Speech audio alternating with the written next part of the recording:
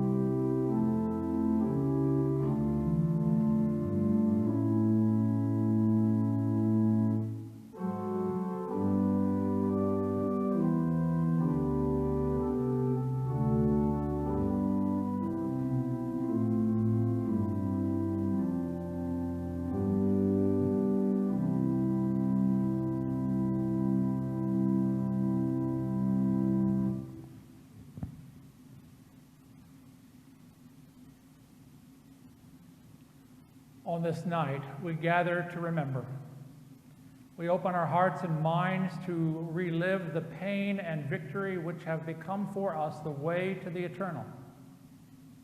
We recognize the shadows which encroach on every life and meditate on that one moment in history when the shadows seemed to extinguish the light entirely. We come in awe and in worship, for the darkness has never and will never overcome the light revealed in the human life and death of Jesus Christ. And so let us recollect the last meal that Jesus shared with his friends.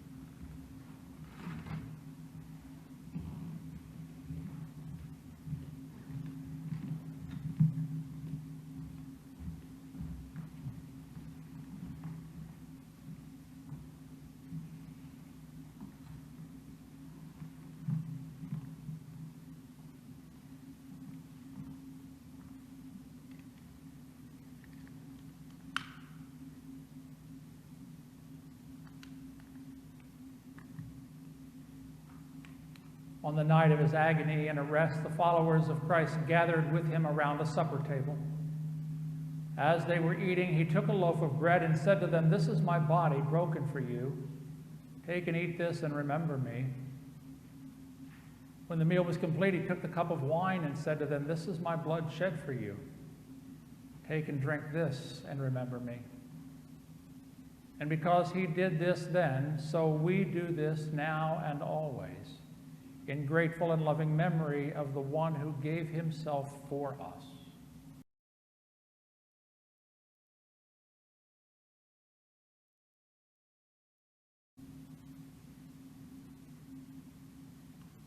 I don't know when it happened, but things changed somehow. At first he was strong, confident, outspoken. I had such high hopes. Finally, a leader to throw off the Romans. But just when the time was right, at the height of his popularity, he withdrew. He became quiet, almost introspective. I thought a bit of a push would help him to reach greatness, pass on a bit of information about his movements and make a bit on the side for me, and then watch him rise to victory when they came for it. Only it didn't work out like that. He let them take it. "You'll betray me, Judas," he said. I wonder how he knew. I thought I'd been discreet, but I didn't expect it to turn out the way it did. Lord, have mercy. Christ, have mercy. Lord, have mercy.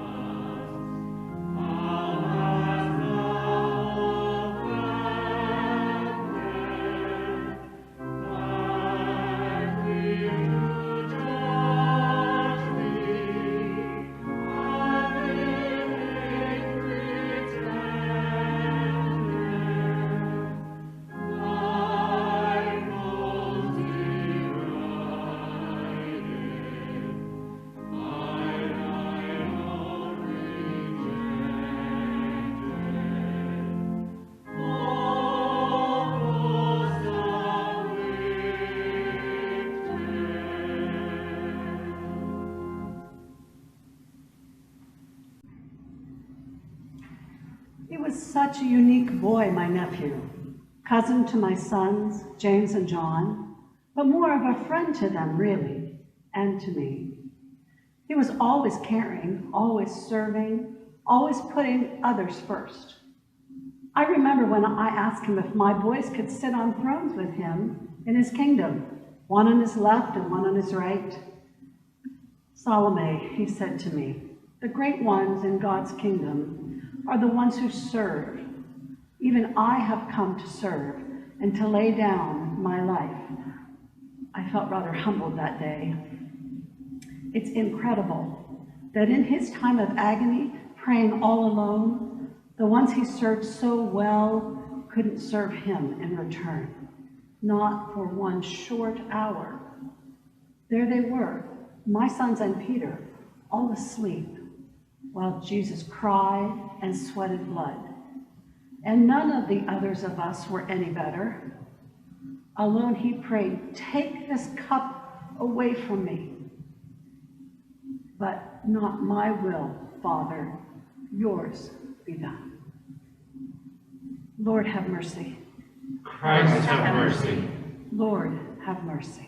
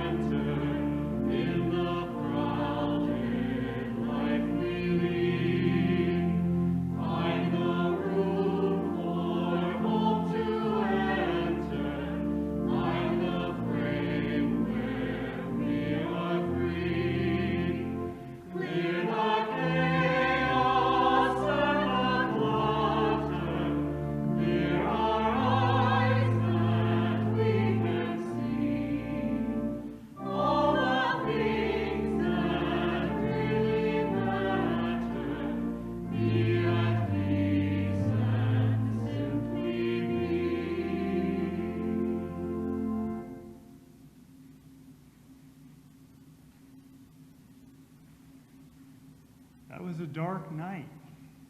We didn't expect those terrible things. Perhaps we should have foreseen it, prepared for it. Maybe then we would have reacted differently and stood with him through it all. But we didn't understand. So there we were, Peter, James, and me, fast asleep, oblivious to his pain. And suddenly he's waking us up, and there's Judas, and lights, and swords, and soldiers, and they're arresting Jesus. We were no match for them, and they would have taken us too. We were terrified, and so we ran away, all of us, and left him to face their swords alone. Lord, have mercy. Christ, have mercy. Lord, have mercy. Lord,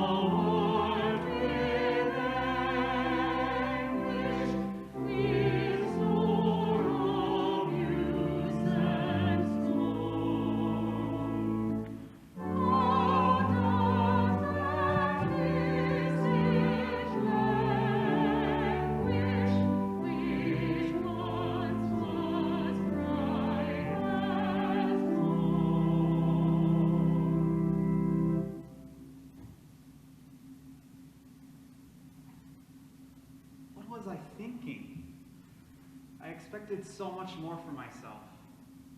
Oh, at the table it was easy. When Jesus talked about being betrayed and arrested and dying, I was angry and protective. I'll fight for you, Lord, I said. I'll die for you. I thought he was just frightened and emotional when he replied, "No, Peter, before the cock crows 3 times, you will deny knowing me." Deny him? I wouldn't have thought it possible, but that was then. Now I know it's true. When it finally came down to it, I couldn't fight for him. I couldn't die for him. I couldn't even answer the question, yes, I know him, I follow him, I believe in him. And as they led him away, he looked at me. Those eyes, I expected anger and judgment, but there was only love. In his eyes, there was only ever love. Lord, have mercy.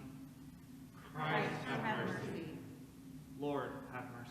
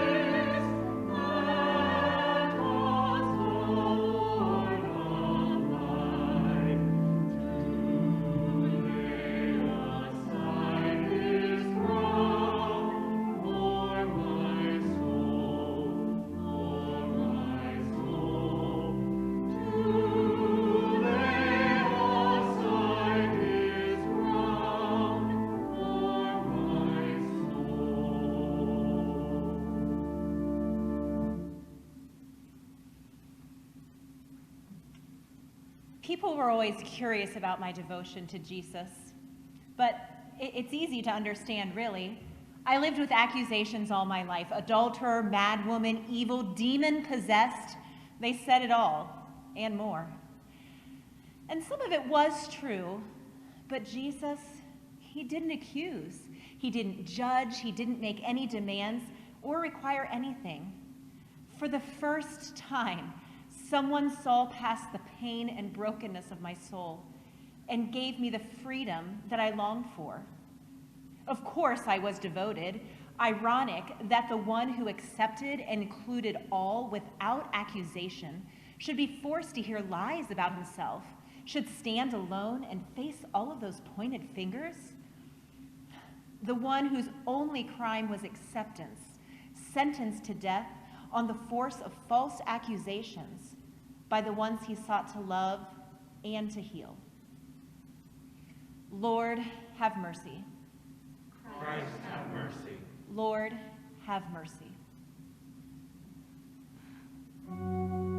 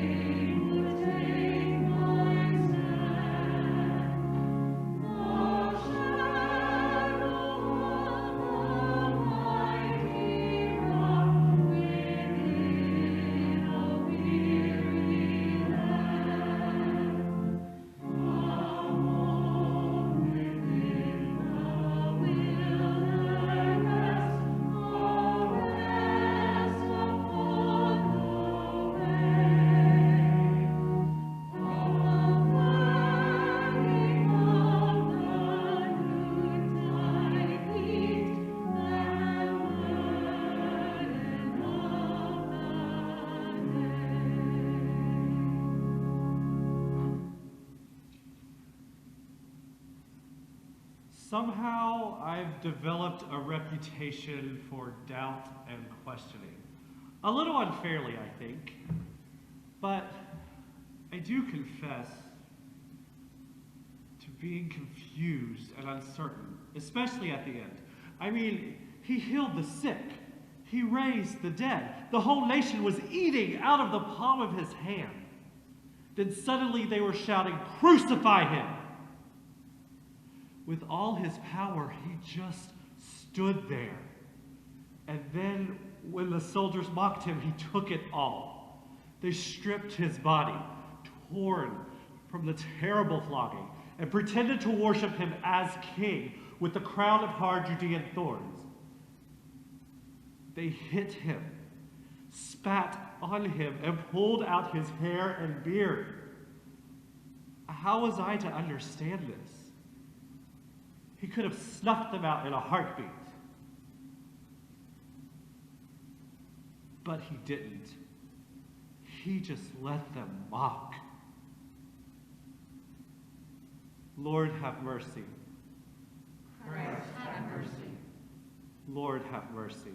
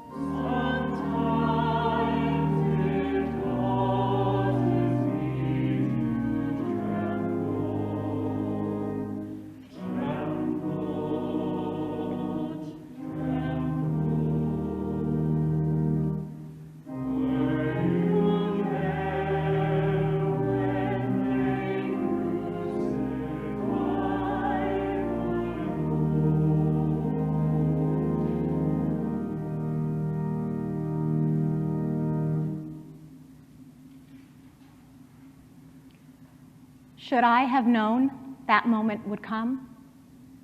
There had been death threats from when he was a baby, and he'd spoken about his death more than once. Maybe I should have seen it, but nothing can prepare a mother to watch her child die. I don't know how I got through that day. My son, sentenced to crucifixion, the slowest and most agonizing death. Executed with thieves, my son, who had done nothing wrong. And in the face of it all, he forgave them, forgave all of us.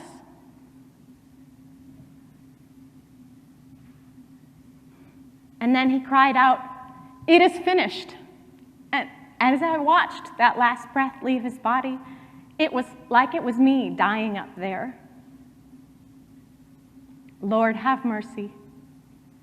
Christ, have mercy. Lord, have mercy.